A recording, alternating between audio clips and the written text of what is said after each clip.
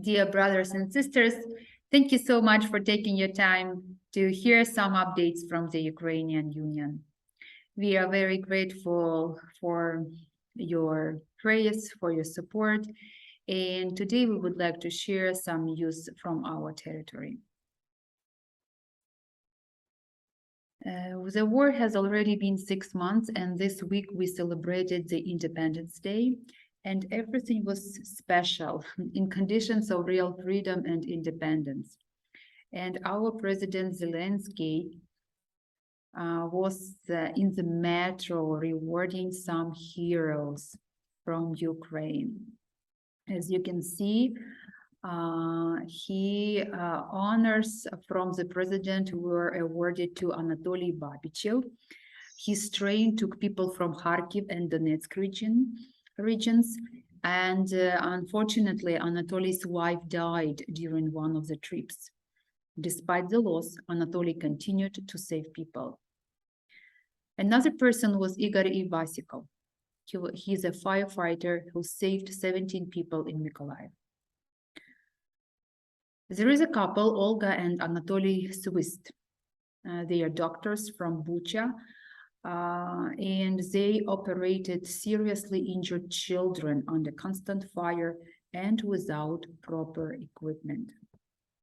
In this picture, you can see Natalia Babicheva, who was a conductor in the train, and she died saving people. And on the right, you can see a picture of a car in a train, and it was fully packed with people. And this is Anatoly Babichev getting the reward from the president. These are all people who got the rewards. And here is a picture of this couple, Andrei and Olga. Andrei is a neurosurgeon and Olga is a pediatrician.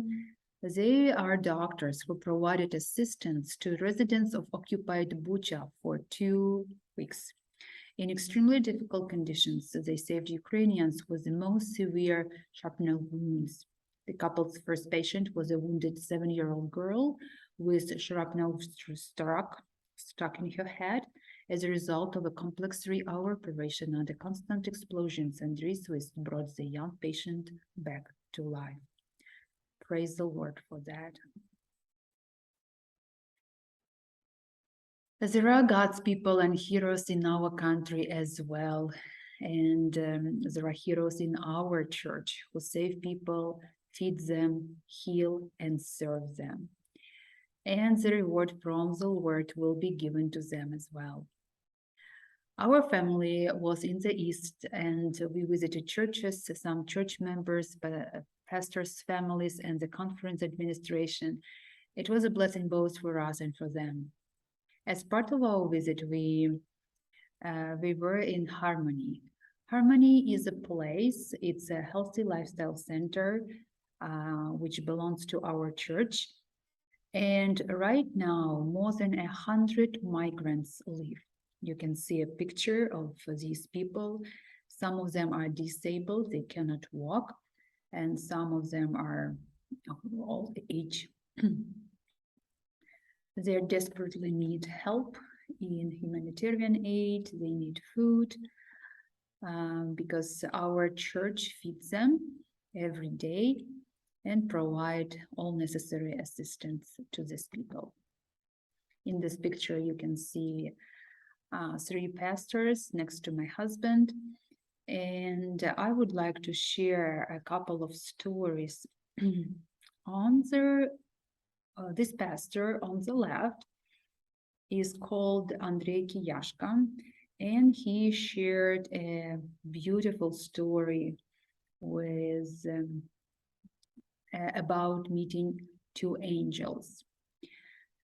War, it's frosty outside. There is no light, no water, no gas or heat. The city is subjected to massive shelling from morning till evening. I would like to add that Pastor Andrei was pastoring a church in Volnovakha, which was completely destroyed by Russians. During the day, the situation was really bad, and under shelling, we went to our building, to our church building, and we saw that the house stayed intact, but it was empty. And on the way back on a deserted lane, we met two beautifully dressed, clean women with shining faces. They came to us and said that today we needed to leave the city by 16 o'clock, by 4 p.m. I asked them, where should we go? And they answered, well, they will take you to any square. So go to any square and they will pick you up there. And where are you going? Well, we will explore the city, they answered and went away. Explosions in the center did not stop. With a quick step, listening to every explosion, we returned home. We are talking about evacuating people who have crawled out of the basements. But at 11 a.m., it was the most powerful shell in the day. And under the explosions, with a prayer, we ran to the nearest square, periodically hiding in the destroyed school buildings. Steam from fresh funnels, houses that had just been intact, all these surrounded us. On the square, instantly a car flies out from around the corner to us. The four of us ran into the back seat and at speed onto the bridge.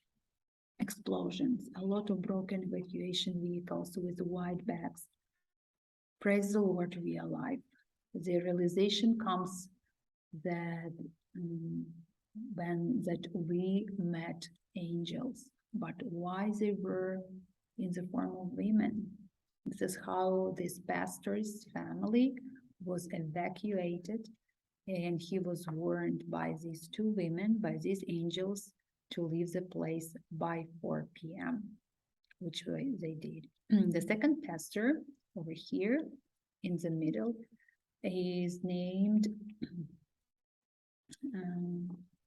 Vyacheslav Matukhin, and he was pastoring a church in Berdyansk, and they spent almost 1 month in Berdyansk with his 3 kids, and they didn't have any water, any heating.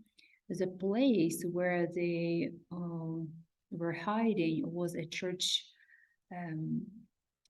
basin for baptisterial, where they used to baptize people. And they decided to leave the city, but they heard that there was a line of cars trying to flee the city, and that line of cars was completely destroyed. So Pastor Vyacheslav decided to give it a try, and that day he was praying the Lord, and he got the confirmation from above to go today. And fortunately, it was one and the only day when Russians gave the green corridor and people could leave the city. Other tries were other people who left the city on other days were killed. Praise the Lord for keeping us safe. Over here, you can see some pictures of these pastors' families. And this is a video of destruction of this house where this pastor's family live.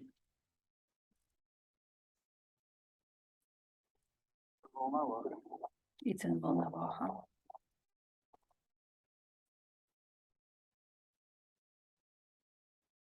All right, let's move to the next slide. It says here, there are more than just words on the board of a destroyed university. It says, we alive and will endure. This is what all of Ukraine is living with now.